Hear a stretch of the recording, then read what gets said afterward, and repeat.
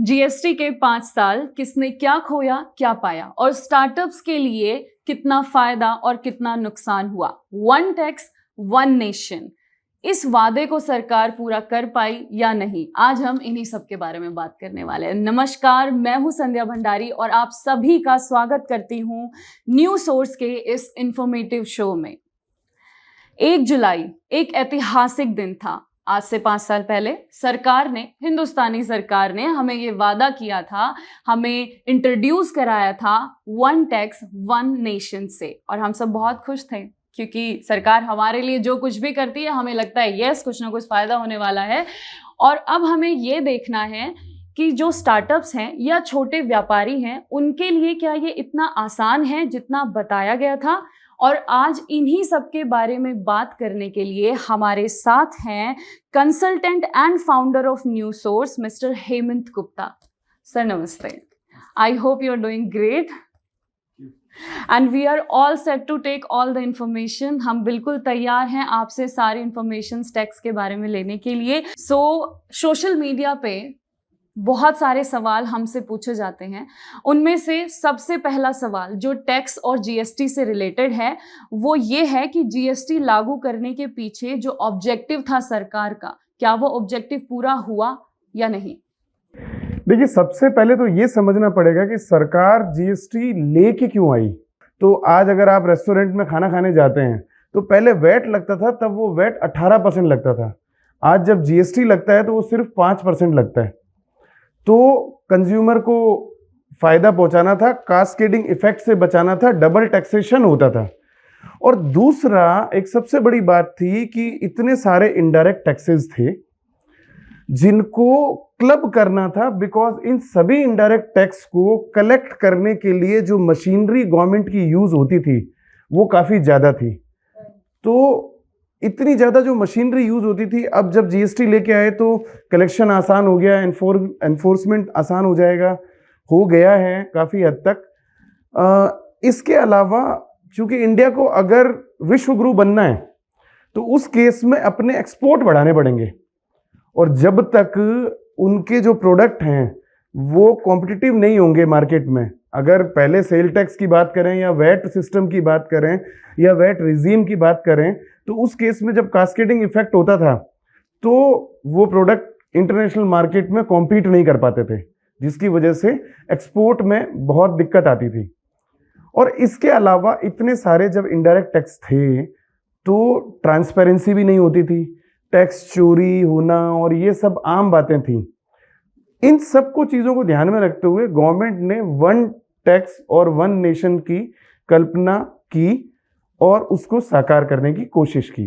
Right. अच्छा, जहां आपने अभी ट्रांसपेरेंसी की बात करी तो यहाँ मैं आपसे एक बहुत बड़ा सवाल पूछना चाहूंगी कि जीएसटी तो लागू हो गया है और इसका मुद्दा भी ये था कि चीजें ट्रांसपेरेंट हो जाए, तो क्या सही में इन 5 सालों में चीजें ट्रांसपेरेंट हो गई है? लाइक टैक्स ट्रांसपेरेंट हो गया है, लोग नहीं छुपाते? देखिए, मैं ऐसा तो नहीं कहूंगा कि 100% ट्रांसपेरेंसी है। इतने बड़े देश के लिए कोई एक ऐसा सिस्टम बनाना, सॉफ्टवेयर के थ्रू सभी व्यापारियों को उसमें जोड़ना, सभी स्टेक होल्डर को उसमें ट्रेनिंग देना इतना आसान नहीं था। फिर ऊपर से कोविड का टाइम, 2-2.5 साल तो इन 5 सालों में से कोविड में ही निकल गया, और 2-2.5 सालों में ट्रांसपेरेंसी लाने के लिए जो सॉफ्टवेयर डेवलप किया गया और लोगों को उसमें ट्रेनिंग दी गई, बहुत सारे टैक्स एक्सपर्ट वगैरह जो थे उनको भी ट्रेनिंग दी गई, उन्होंने भी व्यापारियों को ट्रेनिंग दी, और मतलब टाइम लगता है इन सब चीज़ों में। तो इसका एक ट्रांसपेरेंसी ना ला पाने का एक सबसे बड़ा कारण तो मैं कोविड को मानता हूँ कि बहुत अच्छा चल रहा था 2-2.5 साल तक। एवरी मंथ कमेटी की, जीएसटी कमेटी की मीटिंग भी होती थी, आज भी होती है, कोविड पीरियड में भी हुई। लेकिन कोविड पीरियड में थोड़ा सा गवर्नमेंट का ध्यान कोविड पर चला गया, जिसकी वजह से कहीं ना कहीं इसको थोड़ा सा दिक्कत हुई है। बट पिछले 4 महीने से मैं ये कहूँगा कि इसमें काफ़ी तेज़ी आई है ट्रांसपेरेंसी को लाने में। अब जो जीएसटी कमेटी है उन्होंने काफ़ी ऐसे डिसीजन लिए हैं, एनफोर्समेंट भी तेज हुआ है, जिसकी वजह से मैं मानता हूं कि कलेक्शन में काफ़ी बढ़ोतरी हुई है। कलेक्शन में बढ़ोतरी होने का कारण ये तो है ही है कि भाई अब कोविड के बाद पोस्ट कोविड तेजी आई है बिजनेस में, उसकी वजह से भी तेजी हुई है, लेकिन एनफोर्समेंट की वजह से और ट्रांसपेरेंसी की वजह से अब कलेक्शन बढ़ने लगा है, जो पिछले 4 महीने में लगातार 1 लाख करोड़ पार कर रहा है। राइट नहीं, कोविड बिल्कुल आपने सही कहा कि एक बहुत बड़ा रीज़न है ट्रांसपेरेंसी 100% नहीं होने के पीछे। लेकिन मुझे लगता है कि इतना बड़ा देश तो इतनी बड़ी पॉपुलेशन भी है, तो कहीं ना कहीं ये भी एक बहुत बड़ा रीज़न है कि हर किसी चीज़ को समय तो लगेगा। इसी के साथ मैं ये पूछना चाहती हूँ कि कौन से वर्ग को कितना फ़ायदा हुआ और कितना नुकसान हुआ जीएसटी आने के बाद? देखिए, इसमें टोटल मिला के 5 स्टेक होल्डर हैं। एक सेंट्रल गवर्नमेंट है, एक स्टेट गवर्नमेंट है, एक कंज्यूमर है, एक व्यापारी है या स्टार्टअप्स कह सकते हैं। इसके अलावा जो है वो टैक्स एक्सपर्ट्स हैं। ये 5 लोग हैं। मैं यही कहना चाहूँगा, टैक्स एक्सपर्ट्स को ये फ़ायदा हुआ कि अब वो वन नेशन वन टैक्स है, तो वो पूरे देश को सर्व कर सकता है। पहले क्या होता था, सेल टैक्स रिजीम थी या वैट रिजीम था, उसमें वो 1 या 2 स्टेट तक ही सीमित रह जाता था, क्योंकि हर स्टेट के टैक्स लॉज, टैक्स रेट्स अलग अलग होते थे, अलग अलग कमोडिटी पर अलग अलग रेट होती थी, तो उसके लिए सभी स्टेट्स के साथ कोप अप करना बहुत मुश्किल था। तो ये तो टैक्स एक्सपर्ट को फायदा हुआ। हालांकि इतने सारे इनडायरेक्ट टैक्स क्लोज हो गए, बंद हो गए, तो उसकी वजह से क्या है कि कुछ टैक्स एक्सपर्ट को नुकसान भी हुआ कि अब उनकी प्रैक्टिस एक्साइज में नहीं चल रही है, सर्विस टैक्स में नहीं चल रही है, बट अब उसके लिए एक नए दरवाजे भी खुल गए। इसके अलावा कंज्यूमर को अब कास्केडिंग इफेक्ट से बचा लिया गया, उसको डबल टैक्सेशन नहीं सहना पड़ा, क्योंकि अल्टीमेटली इनडायरेक्ट टैक्स भरना तो कंज्यूमर नहीं है। इसके अलावा व्यापारी को फायदा आज की डेट में ये हुआ कि अब उसको बहुत बड़ी अकाउंटिंग टीम नहीं चाहिए। अब इतना सिंपल सिस्टम कर दिया है जीएसटी में, इतनी कम रिटर्न्स वगैरह हैं, मुकाबले 40 जो इनडायरेक्ट टैक्स के जो मॉड्यूल थे उनको ख़त्म किया गया। तो उसमें 40 को अगर हम ये भी कहें कि हर महीने एक रिटर्न भी फाइल करनी है, तो वो तो 480 रिटर्न बन जाती हैं। अभी जीएसटी में आपको 35-40 रिटर्न ही पूरे साल में फाइल करनी होती हैं, और खासकर स्टार्टअप्स को तो और कम करनी होती है, उनको क्वार्टरली रिटर्न फाइल करनी होती है। तो उससे भी काफ़ी फायदा हुआ है, और अकाउंटिंग का जो कॉम्प्लेक्सिटी थी वो भी कम हुई है, और इससे मतलब व्यापारियों को भी फायदा हुआ है। और इसमें इस तरीके की भी स्कीम्स हैं जहां पर अकाउंटिंग बर्डन से छूट भी दे दी गई है। इसके अलावा जो थोड़ा बहुत नुकसान हुआ है वो राज्य सरकारों को हुआ है, लेकिन गवर्नमेंट ने कहा भी था कि राज्य सरकारों को 5 साल तक कंपनसेशन देंगे, और वो कंपनसेशन दिया भी गया है। कुछ कोविड की वजह से नहीं दे पाए, तो अब सेंट्रल गवर्नमेंट ने जीएसटी पे सेस भी लगाया है, जिसकी भरपाई करनी है अब स्टेट गवर्नमेंट के लिए। तो और स्टेट गवर्नमेंट के अलावा सेंट्रल गवर्नमेंट की अगर बात करें, तो सेंट्रल गवर्नमेंट तो सारा कमांडिंग पोजीशन पे आज की डेट में है ही है। जैसे आज की डेट में अगर इनकम टैक्स की बात करें, तो सेंट्रल गवर्नमेंट ही उसको ऑपरेट करती है, सेंट्रल गवर्नमेंट के डिपार्टमेंट चलाते हैं, लेकिन इसमें अब सेंट्रल गवर्नमेंट के हाथ में आ गया, तो सेंट्रल गवर्नमेंट अब ज़्यादा अच्छी तरीके से प्लान कर सकती है अपने रिसोर्सेज। एग्जैक्टली। और क्योंकि हम आज स्टार्टअप्स पे और छोटे व्यापारियों पे ही बात कर रहे हैं स्पेशली, तो मैं ये जानना चाहती हूँ कि स्टार्टअप में छोटे व्यापारियों को कैसे मदद मिले, क्या फ़ायदा हुआ जीएसटी से? देखिए, छोटे व्यापारियों को 2 बड़े फायदे हुए। नंबर 1, पहले वैट या सेल टैक्स रिजीम में बड़े व्यापारी ही रजिस्ट्रेशन करा पाते थे, क्योंकि अलग अलग स्टेट में अलग अलग रजिस्ट्रेशन कराने होते थे, और अलग अलग स्टेट में सेल टैक्स रजिस्ट्रेशन या वैट रजिस्ट्रेशन कराते हुए आपको 1 लाख, 1.5 लाख, 2 लाख, 50,000 रुपए की सिक्योरिटी जमा करानी पड़ती थी। जबकि आज की डेट में GST registration free of cost है, कोई आपको सिक्योरिटी जमा नहीं करानी है। तो छोटे व्यापारियों के लिए तो 1 लाख रुपए, 2 लाख रुपए एक इंपॉर्टेंट फिगर है, जिसको अगर केवल सिक्योरिटी डिपॉजिट कराने के लिए रजिस्ट्रेशन लेंगे तो बड़ा मुश्किल होगा। तो ये एक बहुत आसान है, और गवर्नमेंट का एक ये वो भी है कि चूंकि गवर्नमेंट अपना टैक्स का दायरा बढ़ाना चाहती थी। पहले बड़े व्यापारी ही केवल सेल टैक्स का रजिस्ट्रेशन लेते थे, और जीएसटी का रजिस्ट्रेशन आज की डेट में छोटे व्यापारी बड़े आराम से ले सकते हैं। और इसके अलावा आज की डेट में जीएसटी रजिस्ट्रेशन कराने के बाद एक छोटा व्यापारी भी अपने आप को एज ए रजिस्टर्ड डीलर दिखा सकता है, और रजिस्टर्ड डीलर दिखाने का इम्पैक्ट ट्रस्ट बिल्डिंग पे बहुत ज्यादा होता है। आज अगर कोई स्टार्टअप कर रहा है या छोटा बिजनेस कर रहा है, अगर वो जीएसटी रजिस्ट्रेशन ले लेता है तो वो हर जगह पे अपनी वेबसाइट है या अपने बिल्स हैं या अपनी मतलब ऑफिस है, वहां पे अपना जीएसटी नंबर शो कर सकता है, जिस पे आने वाले उसके कस्टमर उसके ऊपर ट्रस्ट करेंगे। तो ये एक दो बड़े बेनिफिट हैं। एग्जैक्टली कैसे हम जीएसटी फाइल कैसे करें, छोटे स्टार्टअप जीएसटी कैसे फाइल करें, और ये कितने प्रकार के होते हैं? इसके लिए आप मेरे YouTube वीडियोस वगैरह देखेंगे तो आपको फुल डिटेल मिल जाएगी, और डिस्क्रिप्शन बॉक्स में जो नंबर दिया हुआ है आप उस पर कॉल करेंगे तो मेरे जो एक्सपर्ट्स कंसल्टेंट्स हैं, क्योंकि न्यूज़सोर्स की स्थापना स्टार्टअप को सक्सेसफुल बनाने के लिए हुई है, तो मैंने हर स्ट्रीम के लोगों को हायर किया है स्टार्टअप्स को हेल्प करने के लिए, जिसमें GST expert, tax consultant, chartered accountant, company secretaries, ये सब तरीके के प्रोफेशनल मौजूद हैं। जीएसटी रजिस्ट्रेशन और भी टाइप के हो सकते हैं, पर मेरी नॉलेज में जहां तक है वो दो ही टाइप के हैं, एक रेगुलर है, एक कंपोजिट स्कीम में है। कंपोजिट स्कीम में वो लोग रजिस्ट्रेशन ले सकते हैं जो अकाउंटिंग वगैरह की झंझट से बचना चाहते हैं और उनको कोई इनपुट टैक्स क्रेडिट नहीं मिलता है, और इसके अलावा रेगुलर स्कीम वो लोग ले सकते हैं जो प्रॉपर अकाउंटिंग कर सकते हैं और इनपुट टैक्स क्रेडिट उनको लेना पड़ता है, और ऐसे पक्के बिल उनके पास आते हैं जिनका इनपुट टैक्स क्रेडिट उनको आगे पास ऑन करना है, तो उस केस में उनको रेगुलर में लेना पड़ेगा। इसके अलावा मंथली बेसिस पर आपको रिटर्न फाइल करनी ही करनी है, आपको सेल की डिटेल देनी है, परचेज की डिटेल देनी है, एनुअली आपको रिकंसिलेशन भी देना है जिसको जीएसटी एनुअल रिटर्न बोलते हैं। इसके अलावा एक चीज ध्यान रखने वाली है स्टार्टअप्स को कि आप एक बार अगर जीएसटी का रजिस्ट्रेशन ले लेते हैं और कोई सेल परचेज नहीं होती है तो उस केस में भी आपको मंथली निल रिटर्न फाइल करनी ही होगी। ये एक नेगेटिव पॉइंट आप कह सकते हैं।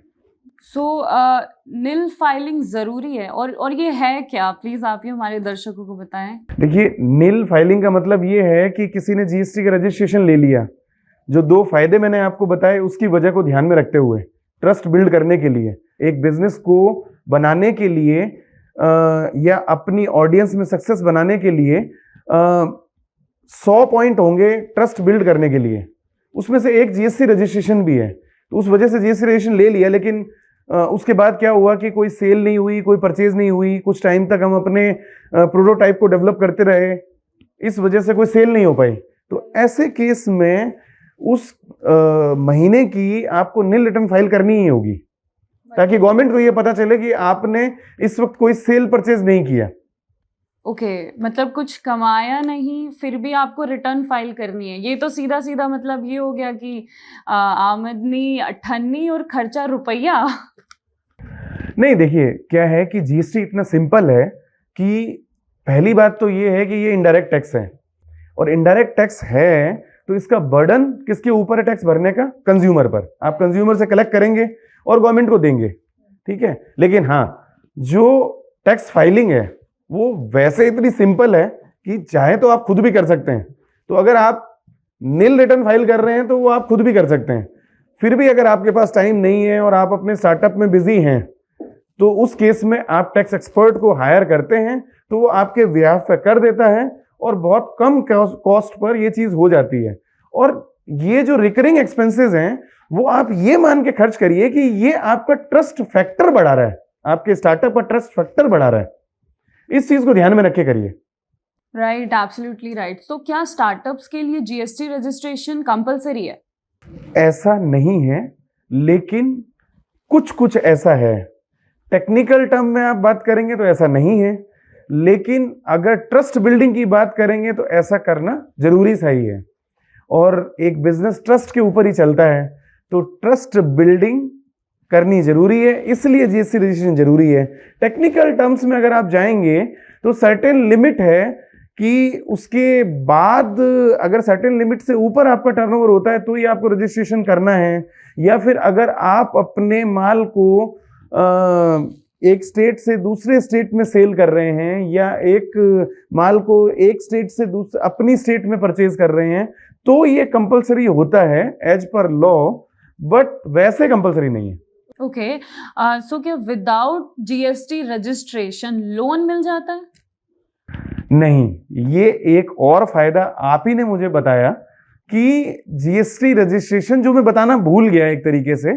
एक्चुअली क्या है कि जीएसटी रजिस्ट्रेशन के ऊपर आज गवर्नमेंट जब इसको बिल्ड कर चुकी है, जीएसटी में ट्रांसपेरेंसी को काफी हद तक, तो गवर्नमेंट ने आज से कुछ टाइम पहले 59 मिनट लोन स्कीम निकाली थी, जो जीएसटी पे ही आधारित है।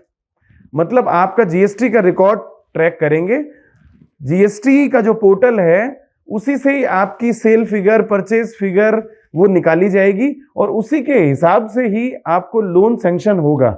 और वो जो सैंक्शन लेटर आपको मिलेगा उसको लेके आपको बैंक के पास जाना पड़ेगा। यानी जीएसटी में आप जितना ज्यादा टर्नओवर दिखाएंगे उतना ज्यादा आपको लोन मिलने के बैंक से चांस बढ़ जाएंगे। और इसके अलावा आज की डेट में आप अगर डायरेक्ट बैंक्स के पास भी जाते हो तो भी उनको जीएसटी रजिस्ट्रेशन चाहिए, चाहे आप प्रोप्राइटरशिप में बिजनेस कर रहे हो। एग्जैक्टली। सो ये तो आपने मुझे फायदे बताए, लेकिन अब मैं नुकसान के बारे में भी जानना चाहती हूँ। स्टार्टअप्स को जीएसटी अगर वो करवाते हैं रजिस्ट्रेशन, तो कुछ नुकसान भी है? देखिए, मेरे हिसाब से तो ये नुकसान नहीं कहूंगा, जिससे व्यापारी हमेशा बचना चाहता है या एक स्टार्टअप बचना चाहता है कि वो टैक्स के झंझट में नहीं फंसना चाहता। बट ये नेशन बिल्डिंग का काम है। आप इस नेशन से ही बने हो और इस नेशन के लिए आपको करना है। इसमें वैसे एक व्यापारी या स्टार्टअप कोई पार्टी नहीं है, उसको तो एक दायित्व दे रखा है नेशन बिल्डिंग में कि वो टैक्स कलेक्ट करे। गवर्नमेंट के पास ये टैक्स जाता है, देना कंज्यूमर ने होता है। इनडायरेक्ट टैक्स ऐसा ही होता है। अब कलेक्शन करने के लिए व्यापारी इसलिए चाहिए साथ में क्योंकि सेल तो वो कर रहा है। तो ये आपका एक कर्तव्य है। इसको अगर आप बोझ माने तो बोझ मान सकते हैं, वही इसका एक नेगेटिव पॉइंट कह सकते हैं कि गवर्नमेंट ने जबरदस्ती आपको कलेक्शन एजेंट बना रखा है और फिर बाद में जब कुछ इसमें भूल चूक हो जाती है तो पेनल्टी आपके ऊपर लगती है।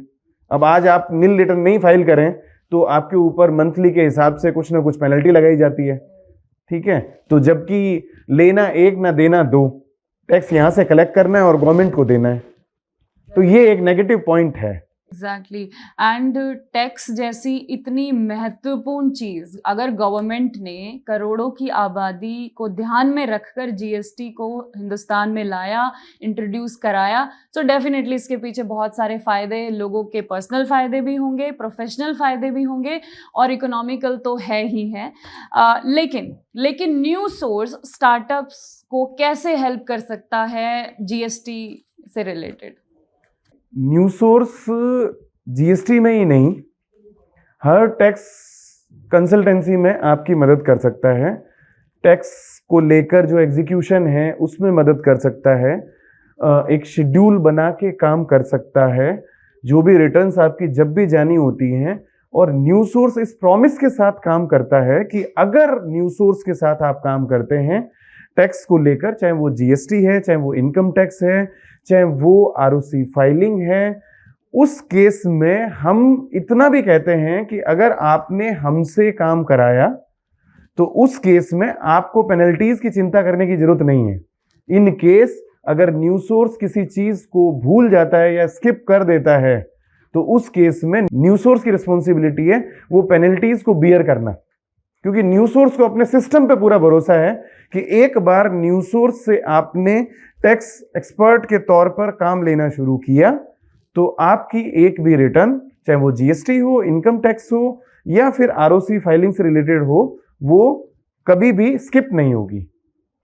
वाह सर, आपने इतने अच्छे से समझाया। मैं टैक्स और जीएसटी बिल्कुल बहुत अच्छे से समझ गई हूँ और मुझे लगता है कि हमारे दर्शकों को भी समझ में आ गया है। लेकिन अगर फिर भी कोई डाउट है तो आप हमें कमेंट सेक्शन में कमेंट करके बता सकते हैं, हम ज़रूर रिप्लाई करेंगे। और हमारे हेल्पलाइन नंबर भी यहाँ पर हैं, आप हमें कॉल करके पूछ सकते हैं, हम हमेशा आपके लिए अवेलेबल हैं। तो दोस्तों, किसी भी नए बिजनेस की शुरुआत न्यू सोर्स के साथ। अब मैं आप सभी से इजाजत लेती हूँ, फिर हम मिलेंगे अगले वीडियो में। टिल देन आप सभी अपना ख्याल रखिए। नमस्कार।